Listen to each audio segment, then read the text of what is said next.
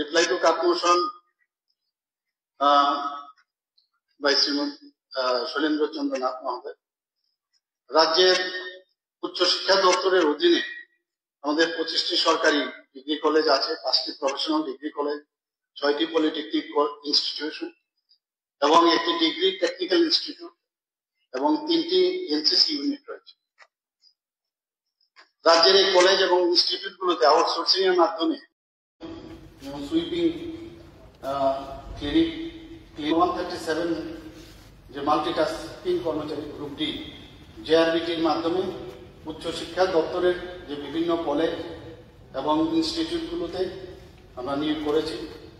রাজ্য সরকার 2022-23 অর্থবর্ষে 100 জন সহকারী অধ্যাপক রাজ্যের বিভিন্ন কলেজে নিয়োগ করেছে।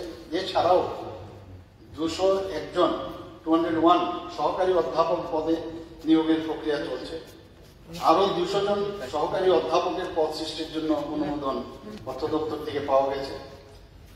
ইতিমধ্যে 13টি সাধারণ ডিগ্রি কলেজে স্থায়ী অধ্যক্ষ নিয়োগের জন্য ত্রিপুরা লোকসভা টিপিএসসির কাছে আমরা পাঠিয়েছি এবং উপযুক্ত প্রার্থী নির্বাচনের জন্য তারা দরখাস্ত আহ্বান করেছেন, অ্যাডভার্টাইজমেন্ট করেছেন।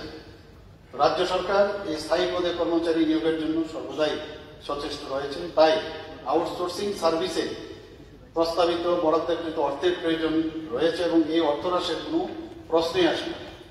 কাজেই মাননীয় বিধায়ক শ্রী শৈলেন্দ্র চন্দ্রনাথ কর্তৃক উত্থাপিত disapproval of government policy by providing outsourcing of services instead of providing permanent employment এই ছাঁটাই প্রস্তাবটি গ্রহণযোগ্য নয়।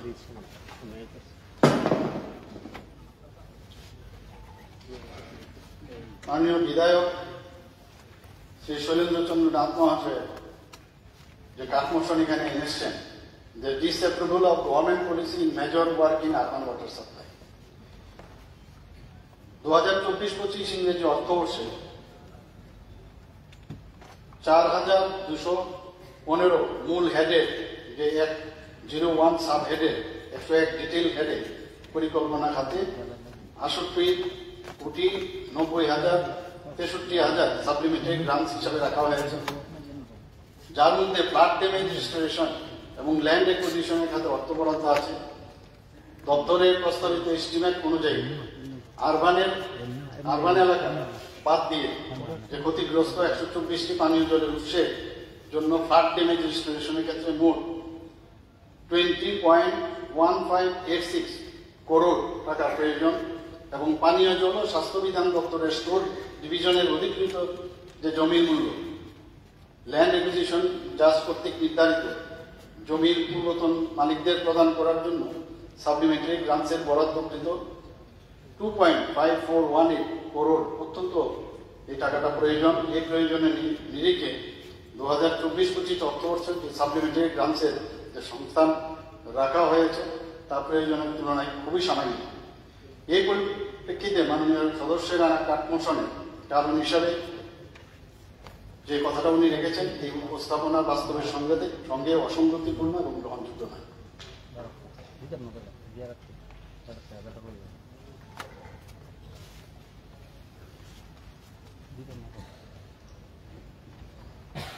এখানে ছাঁটাই প্রস্তাব এটা আইটেম নাম্বার 4 উপ আইটেম নাম্বার 101 ডিজাস্টার ম্যানেজমেন্টের রেভিনিউ, সেটাও মাননীয় বিধায়ক শ্রী শৈলেন্দ্র চন্দ্রনাথ এনেছেন।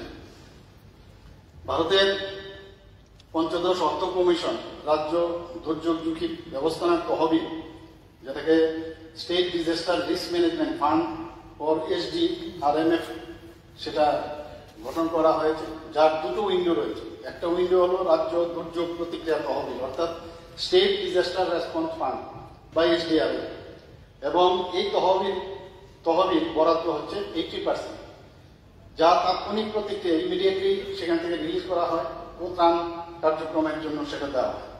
আরেকটা উইন্ডো সেটা হচ্ছে SDMF অর্থাৎ স্টেট ডিজাস্টার মিটিগেশন ফান্ড, এর বরাদ্দ হচ্ছে 20%, 80 আর 20। সক্রিয় প্রশমন যে কার্যক্রম তার জন্য ব্যবহৃত হয়।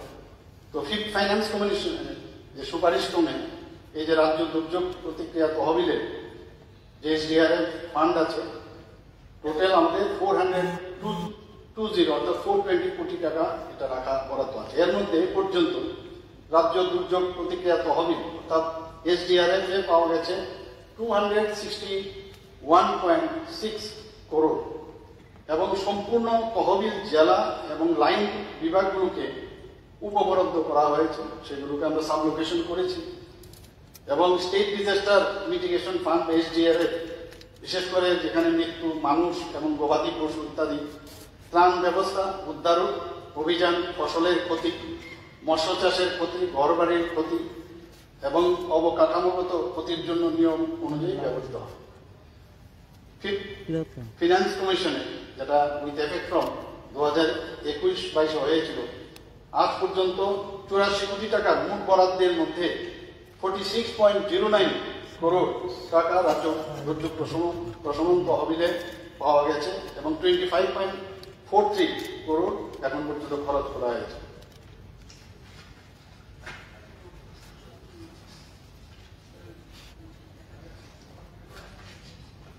মোটামুটি তো একই ব্যাপার সবগুলো লাস্ট আপনার ফাইনাল কলকাশন